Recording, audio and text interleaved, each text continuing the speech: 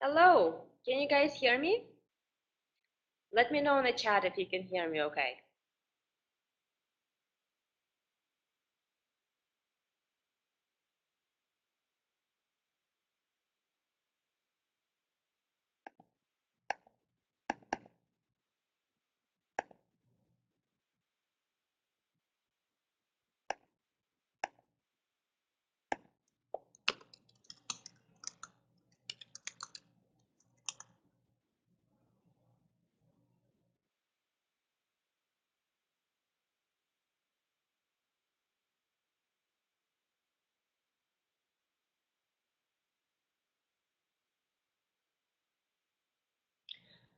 Okay guys, so I'm just gonna start. I'm not sure if you can hear me or not. If somebody joins in, feel free to let me know if you can hear me well. And if not, then hopefully you'll be able to watch the video. And I'm purposefully sitting right in front of my kitchen. Perfect. Good. And I have all the goodies there, and I have some goodies here that I'll be showing you later on. And what we're going to talk about in the whole virtual brunch is a few formulas that I use every day to make most of my meals. I'm horrible at following recipes, and a lot of my clients always complain that they actually don't have time to sit and browse the recipes for the week. And I'll also share a few things that I get every week or at least every other week at the store to make my meals festive and pretty and taste good. And then I'll share a few spices that I use every single meal. Even if I get something prepared or order, I usually add some spices later on to make sure that I don't get bloating, because I do tend I guess one of the reasons why I got into Ayurveda, because I used to have horrible problems with bloating, and I find that spices are very, very helpful in preventing post-meal bloating. And of course, chewing your food well and eating not in a rush helps as well. So we're going to talk about all of these things. And one of the first things that I wanted to start with is the whole idea of how do we decide what to have for lunch or for dinner. And Ayurvedically, and just common sense wise, one of the things that you want to consider is take a moment to look what's happening outside. What is the weather outside? Um, what have you been doing? Have you been sitting in the office? Have you been outside walking around the whole day? And then take a moment to consider what's happening inside. What's happening with your emotions? What is your workload? Have you been physically active? And what's happening with emotions? Are you under a lot of stress? Do you have a family situation that requires a lot of emotional resources? So all of those things have to be taken into consideration when you decide what you're going to have as a food. And it's one of the things that we don't necessarily think about a lot. So when you usually choose a recipe, we base a lot of our choice on the taste buds. Is it going to taste good? But Ayurvedically and intuitively, you can use the food as a way to help sustain your body's energy and emotional well-being and physical energy at the level where you want it to be. So it makes the food a little bit more functional.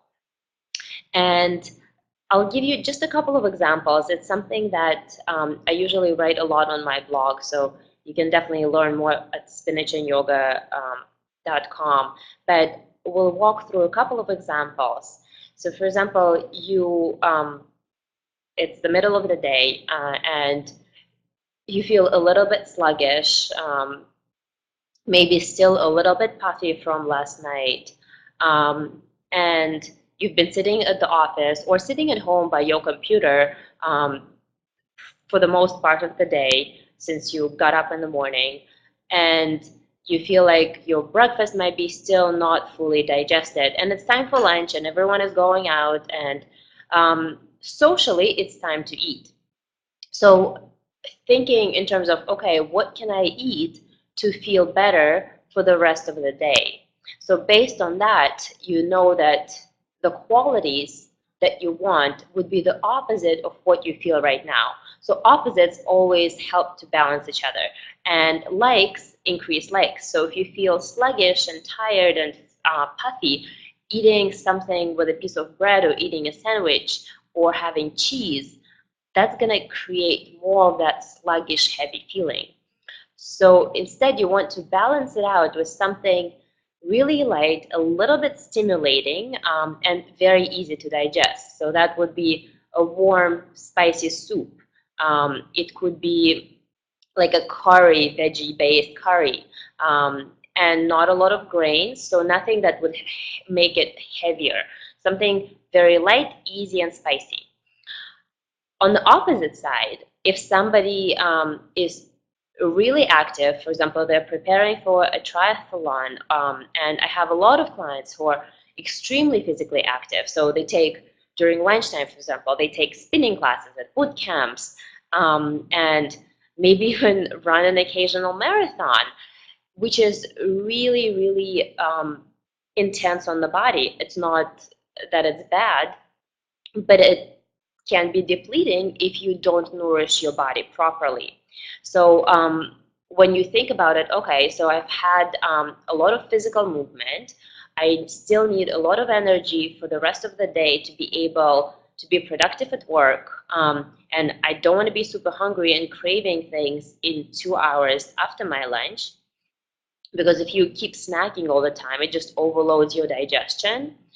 So you think, okay, what can I eat to support my body in terms of providing it enough nutrients to prepare for the next activity, to keep my brain active, to make sure that the joints and muscles get all the nourishment and lubrication, and then to make sure that the strong internal digestive fire that you created by a lot of physical activity is not going overactive.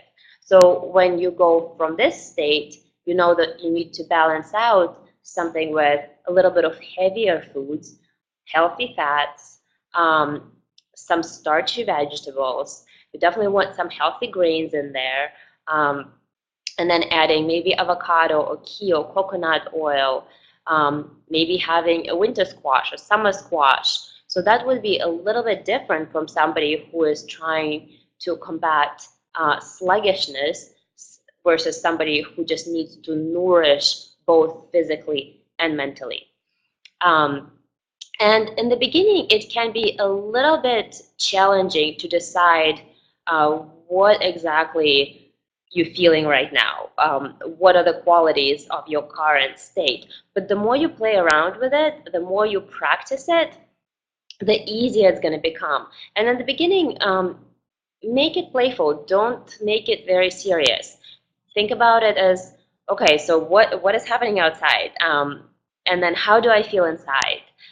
And based on that, see if you can find an opposite quality to help your body stay in balance. And the same goes for dinner. If you come home and you feel extremely tired and emotionally drained after a long day of work, how can you make sure that you nourish your body, but at the same time do not overload your digestion? And predominantly what we're going to talk about is dinner, because that's when most of us have time to cook lunch. A lot of us can go outside and get something, or it can be a business lunch, so you don't have that much of control. But dinner time, that's when you have most control over what goes into your meal, and you can probably spend a little bit more time preparing it. So imagine that it's one of the weekdays and you had a long day and you're coming home and you don't have that much time, and at the same time you want to nourish your body, make sure that it's not overloading your digestion. The first thing before even going to the kitchen And I would really, really recommend it to make it a habit for every single woman, and even guys, because guys, you tend to stress out just as much as we do. We just take it a little bit more personally. Before going to the kitchen, take a moment to either lie down or to sit down, or if you have that time, take a shower, especially in the summer. Because while we're outside, while we interact with a lot of other people, we tend to collect a lot of energy that's not ours. And before eating, before even deciding what to eat, it's really important to get into a quiet place where you can get more in tune with your body. And the more in tune with your body you become, the easier it becomes to hear your voice, your internal voice. And it can be very helpful in terms of helping you decide what you want to eat and how much you want to eat. And in my experience, from all the women that I worked with emotional eating, when we come home and we rush to the kitchen and you're surrounded by kids or your husband and you're trying to talk about what happened during the day and whether your kids got the homework done, and at the same time you're thinking to yourself, okay, what can I make that's fast because I'm starving, and that's going to still be healthy. What happens is you're in a such overwhelmed state and everything is spinning, so you're in this whirlwind of events and thoughts and anxiety, you're a lot more likely to overeat in this state. So when the environment is not peaceful, when the environment is not helping you to be a mindful eater, to tune into your body, you're more likely to be a mindless eater and to overeat, and to eat probably without chewing, and as a result experience digestive unease, whether it's bloating or constipation the next morning or puffiness the next morning. And it has nothing to do with food. So that's one of the reasons why I'm taking time to talk about it, is the way you feel is not only about food. A lot of it has to do with the environment that surrounds you when you cook and when you eat. So if you take time before you go into the kitchen, after you come from work or after you come from school, to just step back from the day, and get back into feeling your body, get back to your normal breath, and hopefully connect with your intuition, it's going to be so helpful in deciding what you want to eat. And it can be, in the beginning, it can feel like you're wasting your time, but in reality, you're not. It's going to be the most productive 5 minutes, and it's going to change the rest of your night when you get home from work. So imagine you coming home from work, see if you can, at least for a week, make it a habit to step back and actually take a moment to relax before going into the kitchen. And then after that, imagining you're relaxed, you assess what's happening outside, whether it's hot, whether it's cold, whether it's raining or dry, and then you assess how your body feels, and then based on that, you can decide what to eat. And in terms of what we eat, we'll walk through a couple of formulas that can be very helpful. So now, guys, if you want to take a couple of notes, that would be the time to start taking notes. When we cook, we're bringing together ingredients and kind of layering flavors. So Ayurvedically, we want to make sure that we have different tastes, so we satisfy both physically, emotionally, and there's kind of a bigger satisfaction. It's not just, okay, I'm completely full and stuffed. It's more of like, I'm satisfied. And that has a lot more of an emotional component, but the taste definitely has an effect in that.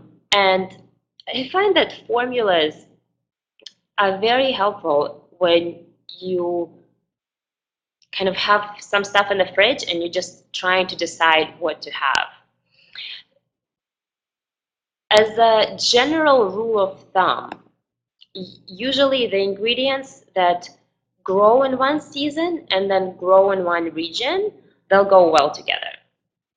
So if you go to the supermarket, it's really hard to determine which one of them are seasonal and which ones of them are not. If you go to a farmer's market, then it's pretty easy to see that peaches have a very short season, and berries and cherries have a very short season, and the same with greens. So if you follow kind of that idea of having seasonal food, it's going to be a lot easier to decide what's going to be on the plate because you don't have that much of a choice. If you're buying food at the supermarket, then just try to think, okay, well, what's the season now? What is growing in this weather? And then we'll start with the first formula, which some of you might know. I tend to refer to it as having a grain, a green, and a bean. It's very universal, and it can be vegan, or it can be vegetarian if you add some sort of a like ghee to it. So that's more of a animal fat. But you can also make it with a little bit of coconut oil. And here, the grain can be any grain. So you can go from quinoa to millet to amaranth, whatever grain that you like, or whatever grain you have in your cupboard. And then a green, any seasonal green will do. Kale will be great. Collards will work. Bok choy is going to be good. Broccoli works. And then beans, from moonbeans to lentils to black beans to chickpeas, edamame, it works with everything. So one of the recipes that I have quite a bit when it's, for example, cold outside, I'll mix some quinoa with maybe watercress or kale and add some edamame to it. And I'll usually sprinkle some sesame seeds on top. When it's warm outside, like now, I would have still maybe a quinoa, but I'll usually go in the summer for light quinoa. And then in terms of a green, might add just young baby greens, young salad leaves. And in terms of a bean, usually lentils or moonbeans, sprouted moonbeans work great. So now you can actually buy sprouted moonbeans, and all you need is to soak them overnight, which I hope you do with all the beans to make sure that it's easier on your digestion. And you just mix it and add some lime to it, and it works. So it's really, really hard to mess up a grain, a green, and a bean formula because it gives you lots of fiber, it gives you lots of protein, you get all the minerals and vitamins from your greens. And then if you want to add something on top of it, maybe some chopped peppers or carrots or maybe even goji berries, it's totally up to you. But the core one would be having one sort of a grain, one sort of a green vegetable, and a bean. So we'll move on to the next one. This one doesn't sound as good, but still tastes really good. So this one is any sort of a fresh salad green, a starchy vegetable, and some sort of a protein. I'll give you a couple of examples again, so it's easy to visualize what I'm talking about. If you notice, there are different salad greens available throughout the season. So and plus it probably, I don't know about you guys, but for me it always feels better to have salads in the spring or summer or when I'm in a hot climate. When I go to visit my parents in Russia and it's wintertime, the last thing I want to get is a salad, and it's actually almost impossible to get a salad because it doesn't grow there at that time. So the salad that you're going to get is going to be imported, and you really don't know the way it was grown. So you would much rather go in a cold weather, go for cooked type of greens. But now it's summertime and we have an abundance of baby greens and sprouts, and you can use sunflower sprouts or sweet pea sprouts, or just tiny little baby greens and arugula, Boston lettuce. So you use any sort of a green. Then a starchy vegetable, you can use, for example, a sweet potato, a regular potato, yams, winter squash, butternut squash, spaghetti squash. And then in terms of protein, an egg can do. If you have fish, maybe some wild salmon. If you have chicken, maybe some chicken. And what you do, what I do, is a lot of people experience problems with salads. I think one of the reasons a lot of people experience problems with salads is because we don't chew them well. It's not just the digestion part, it's not that your stomach is not doing something right, it's that salads take a lot more effort to chew than cooked greens. And we tend to rush, especially if we're hungry, we tend to rush to fill up faster, and as a result, we don't chew them properly. So the fibers in the salad end up in the stomach in a pretty full, unchewed form, and that gives your stomach a lot more work that it needs to be doing, and you don't want to be feeling so bloated even if you ate a light meal, because for a lot of people it's like, okay, well, I ate a salad, why do I feel so stuffed up and bloated? Probably one of the reasons is that you didn't chew it well. To make sure that your jaws don't have to do that much work, I have a little trick for you to share. And usually people do it only with kale, but I do it with all salads. Arugula, baby greens, doesn't matter. What I do is, and I'll tell you what spices I add besides that, but this step is essential for me, for example, to feel good after a salad, is I tore up the greens, or you can cut them, and then I'll add a little bit of fermented vegetables. So sometimes it's fermented cabbage, sometimes it's raw lacto-fermented beets or carrots. So that depends on the season. Sometimes it's lacto-fermented greens. And then I usually add olive oil, some cumin, some turmeric, lots of coriander. And then I take my hands and I really, really massage it. Massage it so it gets nice and juicy, so the dressing is really well absorbed into the greens. And one of the reasons why you want to do it is you want to help break those fibers.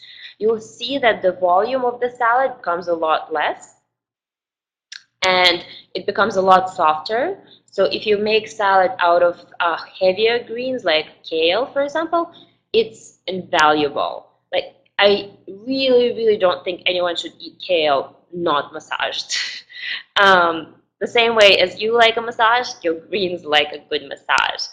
So just get your hands in there and like massage them, squeeze it, and only after that add your starchy vegetable and add a piece of protein or an egg. So for example, if I do arugula, I add a little bit of fermented cabbage, olive oil, cumin, coriander, turmeric, massage it really well, and then add some sweet potato and maybe an egg. And that usually, it tastes delicious. My boyfriend loves it, and all my friends that tried it absolutely love it. And if you have protein, especially if you have a low acid level, which a lot of people actually do, adding a little bit, all you need is 1 tablespoon of lacto-fermented vegetables will really help with digestion of the protein. So that was your second formula. Salad greens, starchy vegetable, and a protein. Make sure to massage your greens. Another formula, coconut milk, veggies, and either protein or beans. This one is very simple. It's going to remind sort of a Thai curry. And you can buy canned milk, canned coconut milk, or you can make your own. When you make your own coconut milk, one of the things that's different from making nut milks is that you have to make it with hot water. So if you have coconut chips or raw dried coconut pieces, or you can get frozen coconut. It's going to be a little bit more expensive, but now fortunately it's available.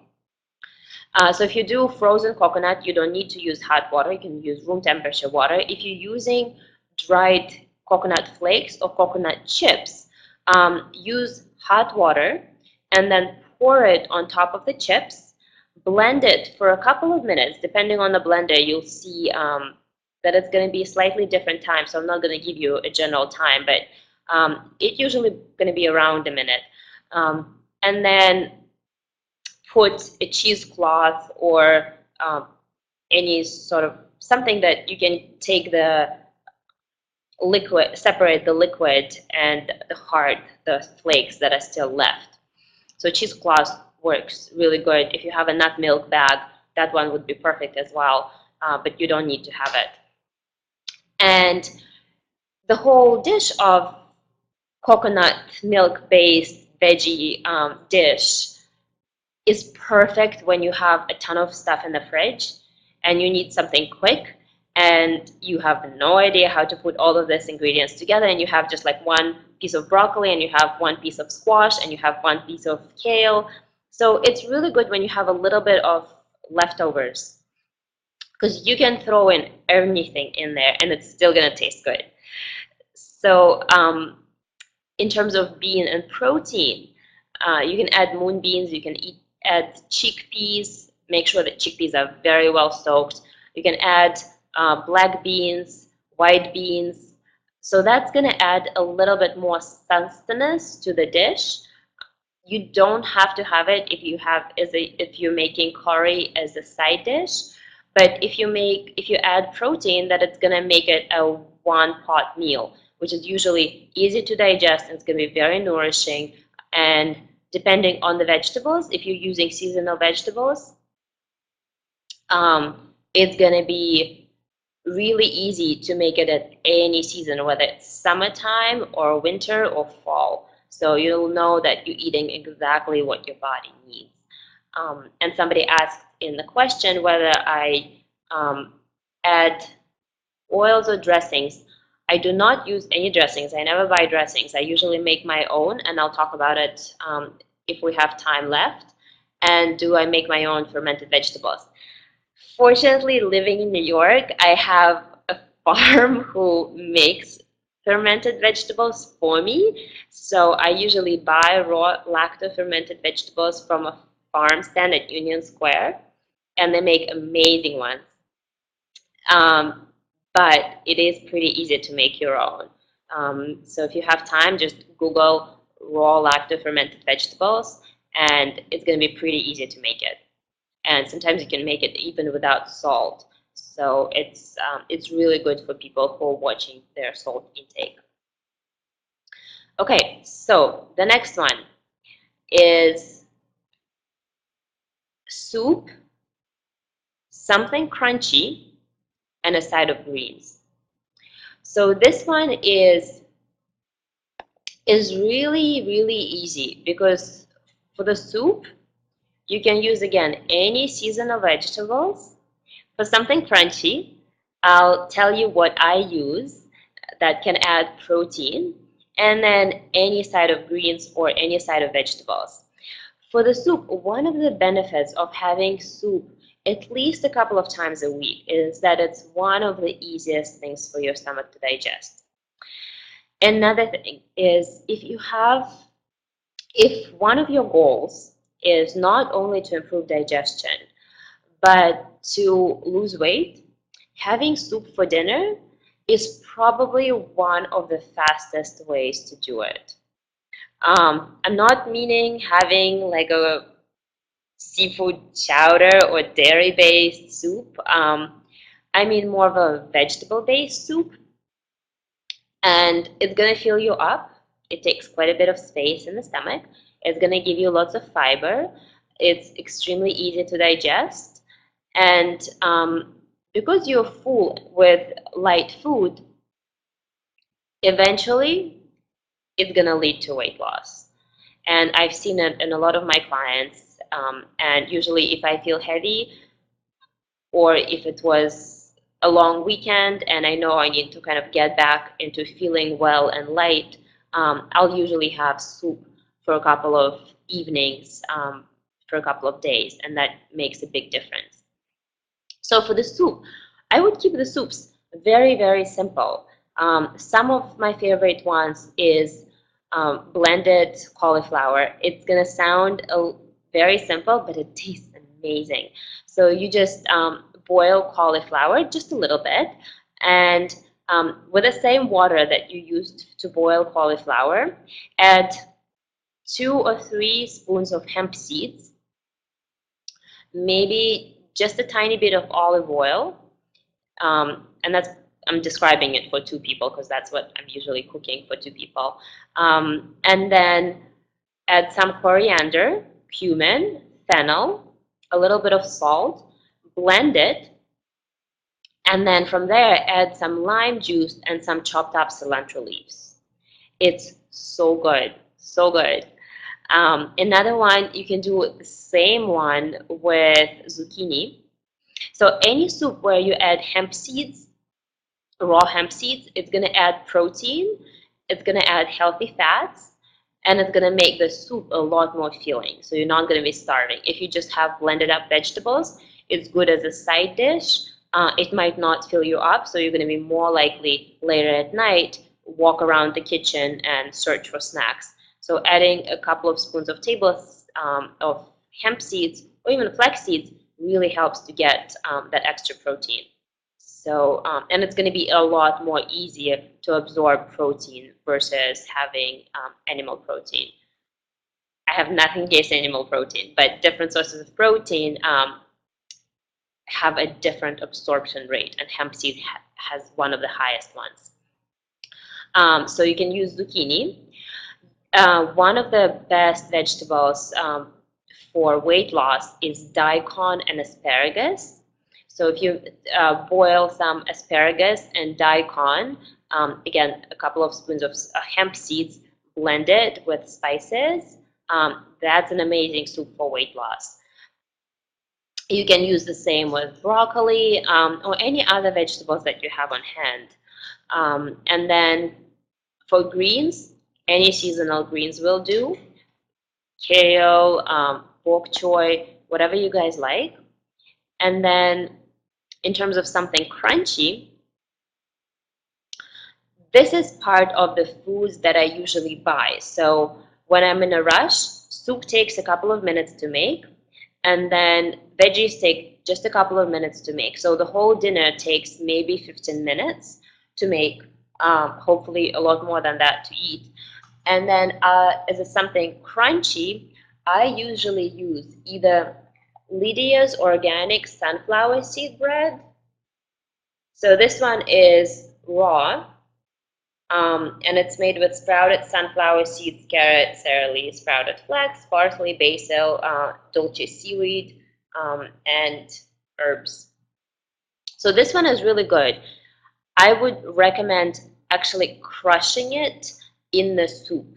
So when it's really dry, it's going to require a lot of saliva to moisten it, but when you put it in the soup, it's going to soak it up, and it doesn't have any gluten, it doesn't have any wheat, so having a toast would probably work okay too if you don't have gluten sensitivity. If you do, having a piece of something like this is going to add more amino acids. It's going to add more fiber. Just make sure you soak it in a soup.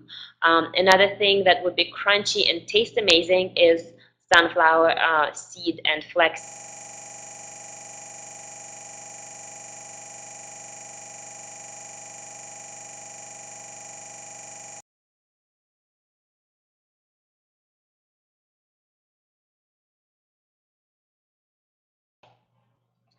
So another one would be Marigon crackers. This one is also gluten-free and it has brown rice and sunflower seeds. And another one that you can add is kale chips. So you can just take kale chips and crumble them up in the soup. And that really, really adds a lot of flavor.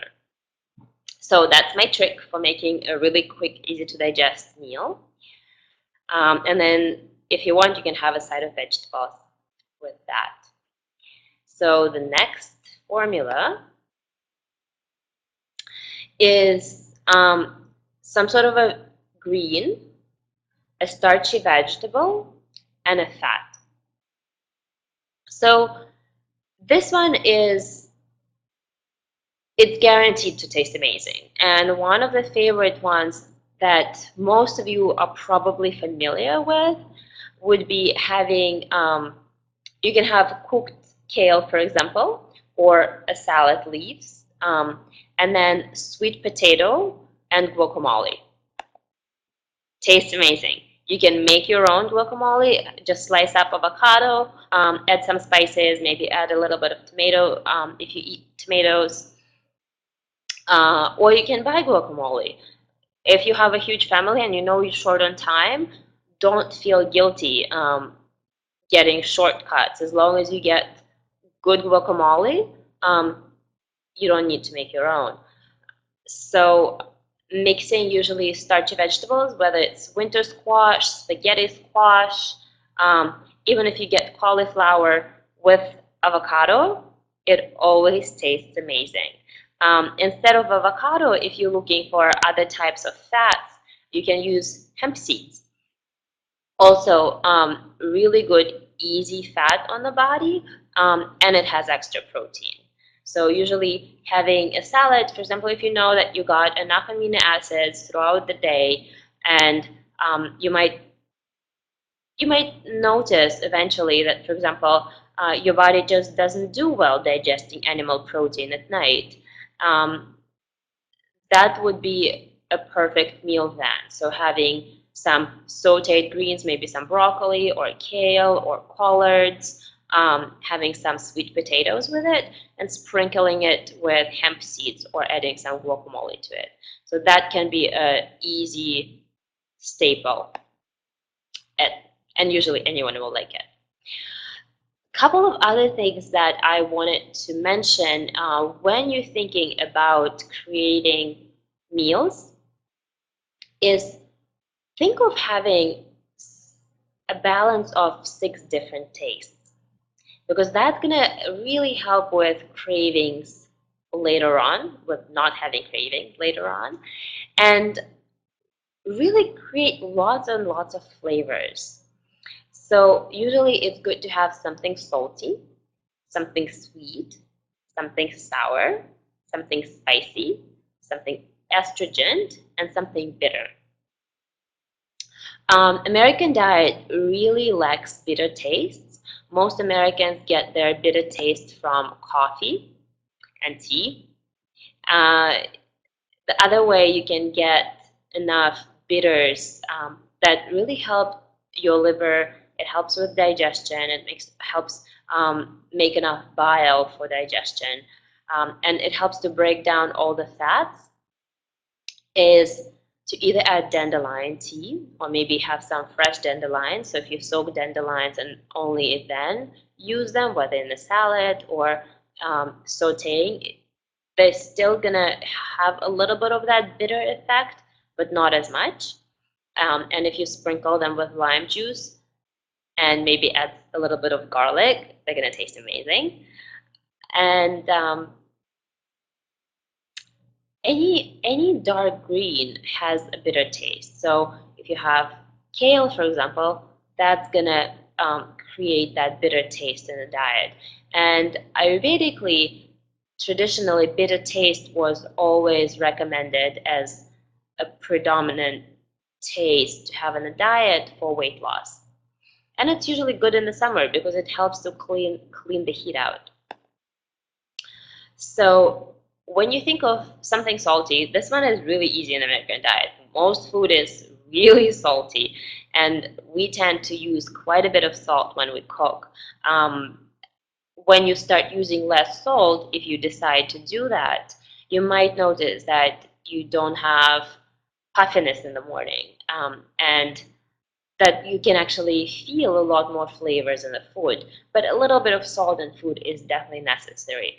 And as with a lot of ingredients, the quality of salt really makes a big difference. So if you get sea salt or Himalayan salt or Celtic salt, you're getting extra minerals and vitamins. You're not getting something processed.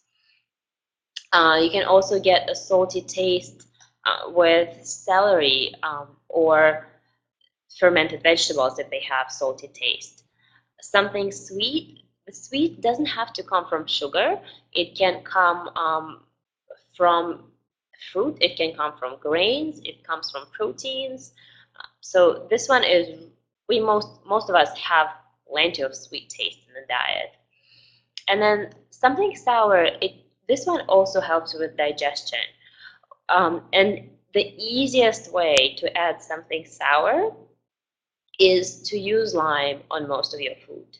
So when I usually make a salad dressing, and I don't necessarily go through the steps of making the salad dressing the traditional way, what I usually do, I'll get some olive oil, sprinkle some lime, and then add coriander, cumin, ground up fennel, and some Himalayan salt.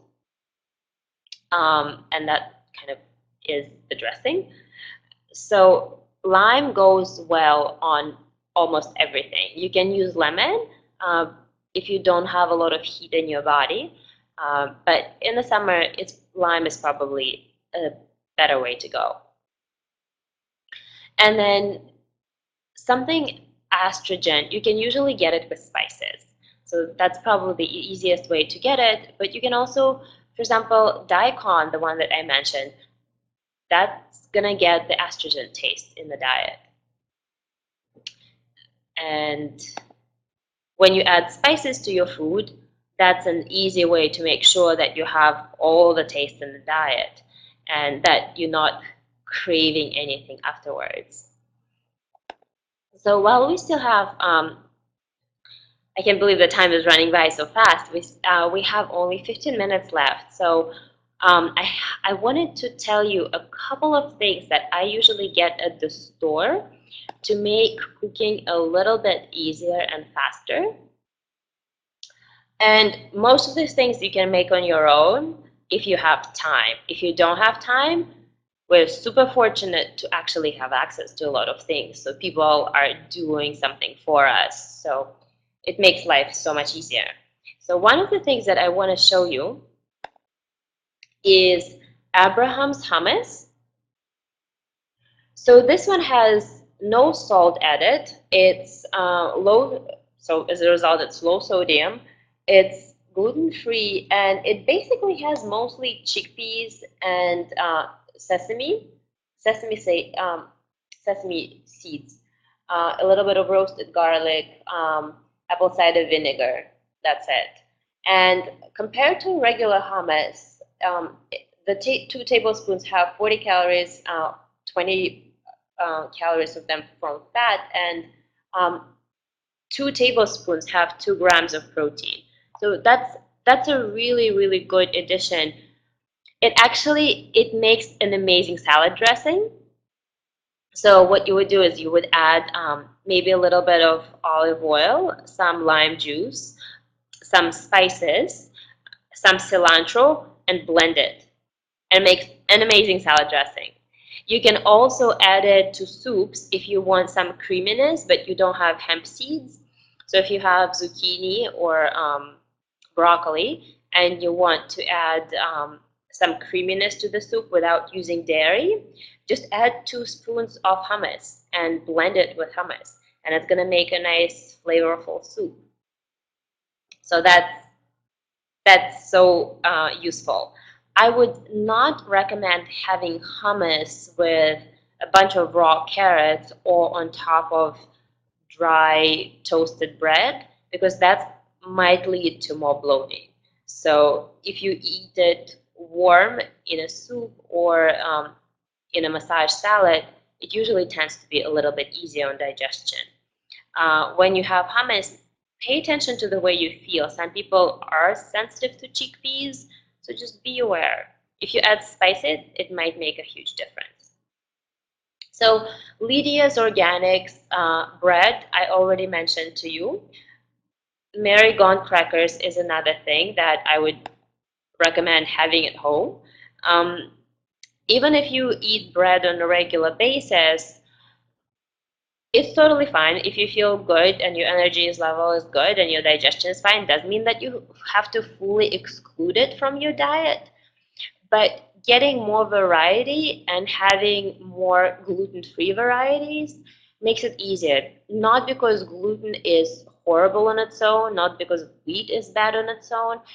It just wheat is heavy and gluten is heavy and hard to digest. And when you come home tired and in the evening the energy reserves we already use so much throughout the day, to spend more energy reserves on digesting wheat every single day, it's a little bit hard on our body. So if you can add something that's easier, your body will appreciate it. Flax and sunflower chips, that's another thing that I usually buy quite a bit, and I sprinkle it on soups. Sometimes I add it for salads to get some crunch. Vegan Parmesan. This one is good to use on salads if you're trying not to have dairy too often and still love the taste. So you can add it to soup or salad.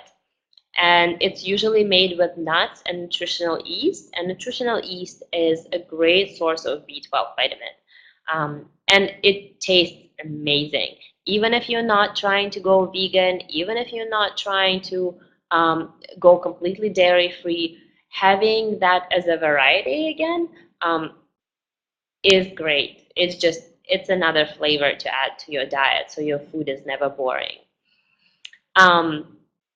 Another one of my favorites is I usually get a couple of different types of veggie burgers.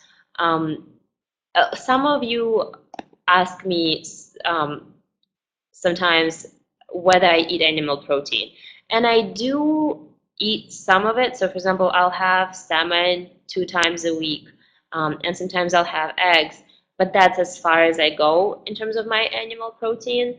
So I really like getting it from legumes and moonbeans and hemp seeds, and I feel like my body for now does really well on that. If it changes, then I'll change my diet as well.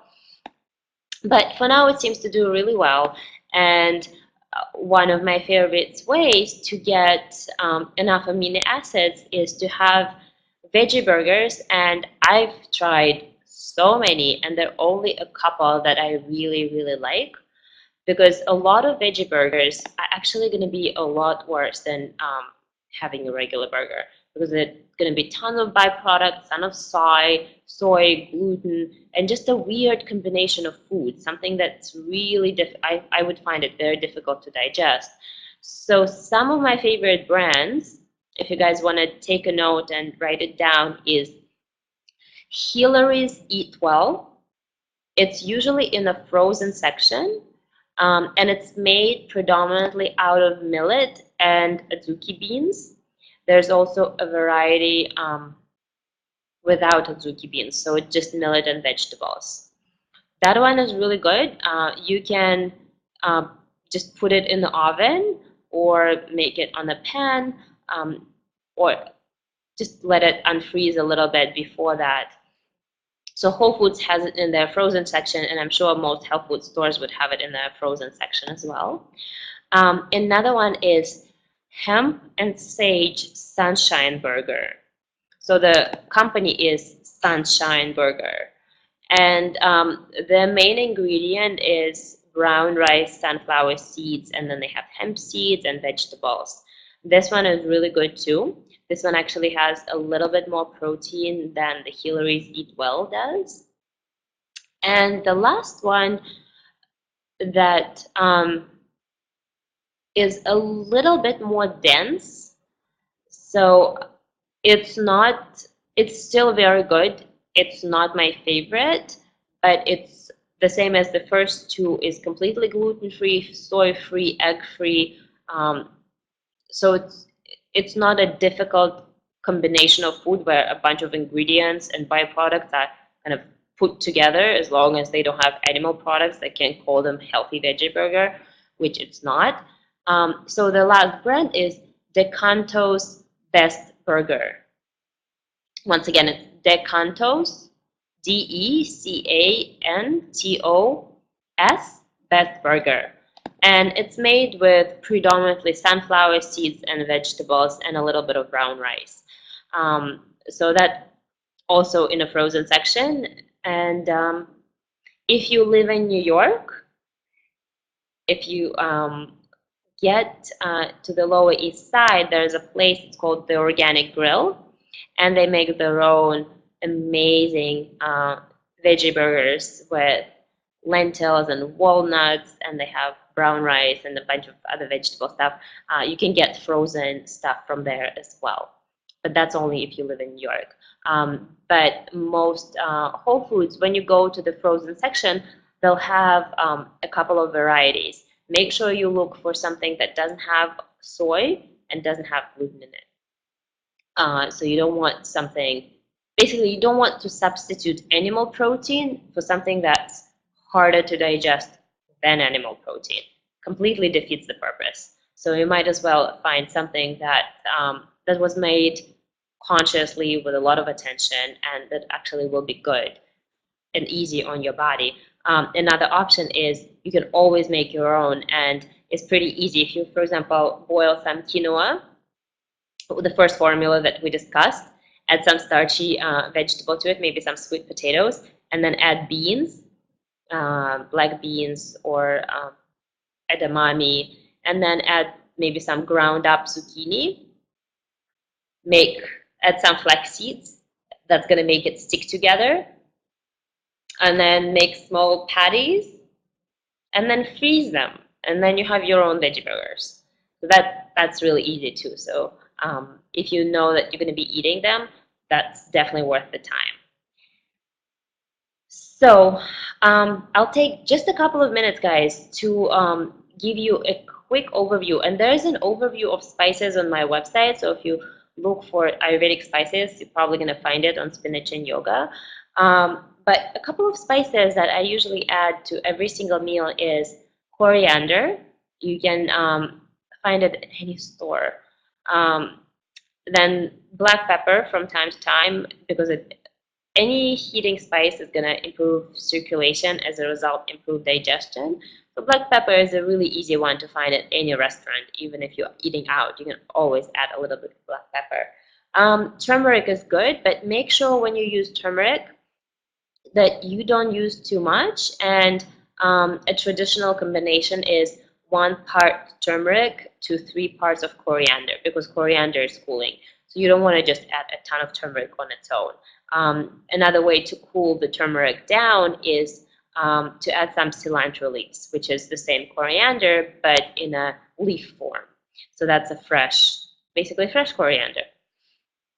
Fennel seeds. Fennel seeds is a must-have spice for anyone who has any sort of digestive unease. You can make fennel tea, and actually fennel goes amazingly well with seafood. So if you cook salmon, adding that to the marinade or sprinkling some ground up fennel seeds makes it taste really, really good. Ginger, fresh, dried. Cumin. So those are, you can add them to salads, you can add them to soups, you can add them to curries. Basically, you'll find your own ratios that you really like over time, but try to add a little bit and see how that tastes. And then based on that, you can start adapting and finding variations that you really like. Another one that's worth having, probably not essential, is clove. Clove is really good if you make tea. It can also be really nice if you stew some fruits. So if you take an apple or a pear, some prunes, and add a clove and maybe some lemon rind, that's a really, really nice breakfast or dessert. So that clove adds a little bit of that warming taste. So that's as far as I would go with spices, at least in the beginning, and you can always add more once you start experimenting with it.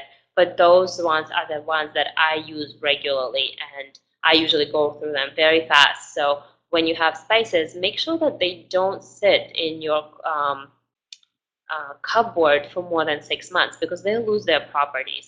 The properties come from essential oils, and when essential oils dry up, so for example, if your spices are not closed well, if they're not stored in a dry container, a lot of the taste, a lot of the flavor, and basically the effect of the spices is going to be lost.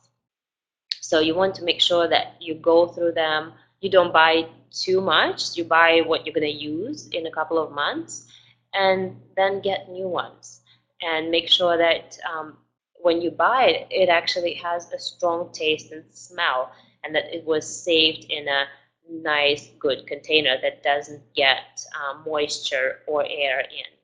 And that's the way you want to store them at home too, because if you add fennel seeds that are a year long and they were basically stored open, they might still have a little bit of an effect, but definitely not as much as you would get fresh fennel seeds. So that's something to keep your mind on. And we have just about 5 minutes, guys. If you have any questions, type them up. It's on the right side in the chat.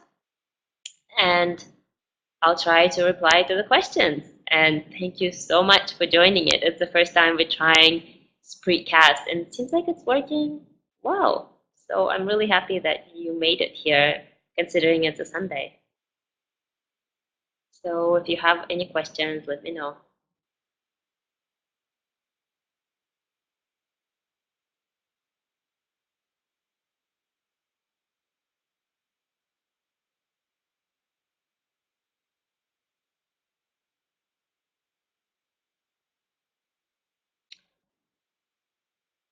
What do I like for breakfast? I don't know. I feel like it changes all the time. So I'll tell you what I've been having recently, and it doesn't mean that it's something that everyone should have because I haven't been having it for before, and I just like it now, is I make warm hemp seed milk with goji berries. And I don't know why I'm craving goji berries lately, but I do. So I usually add some cardamom, a little bit of nutmeg, 3 spoons of hemp seeds, add hot water, blend it together with goji berries, like a handful of goji berries. Sometimes I'll add a little bit of lucuma powder. And I'll have that sometimes maybe by itself. And sometimes I'll have a peach or a nectarine afterwards because they're in season now and I love them. And sometimes when it was cooler, so in the spring, I was having actually cooked greens like cooked zucchini or kale with one of those millet veggie burgers. And that was really good and it kept me full for a while. So that's kind of what I eat for breakfast. Do you use cacao? And if yes, how? I don't. And predominantly because my constitution is very fiery. I have a lot of pitta. And if you know Ayurveda and you're familiar with doshas, you probably know what it is.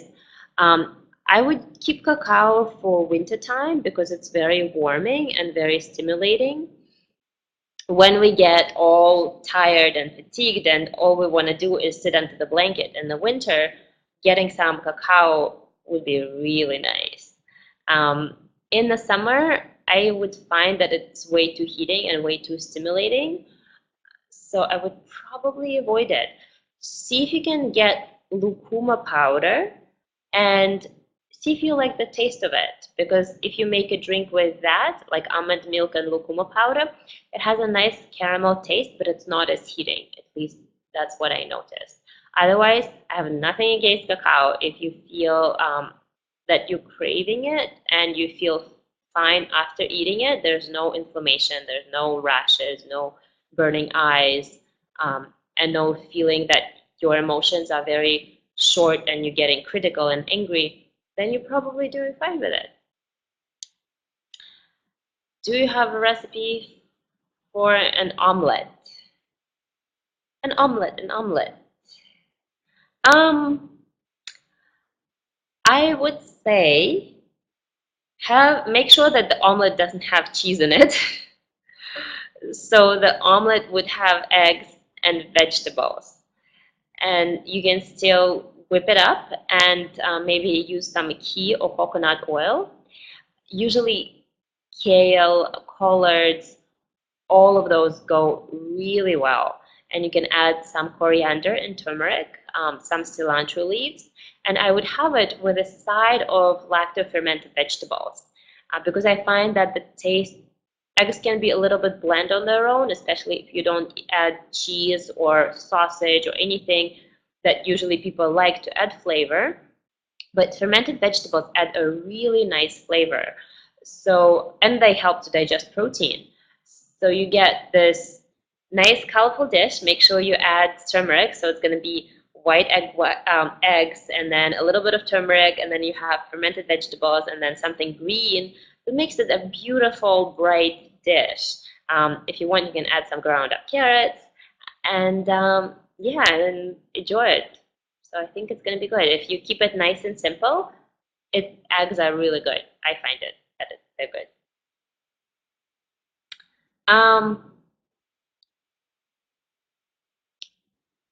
And then can you watch the video again? Yes, watch the video again and share it with your friends. And hopefully, if you guys like it, let me know in the comments. Let me know on Facebook, on Spinach and Yoga.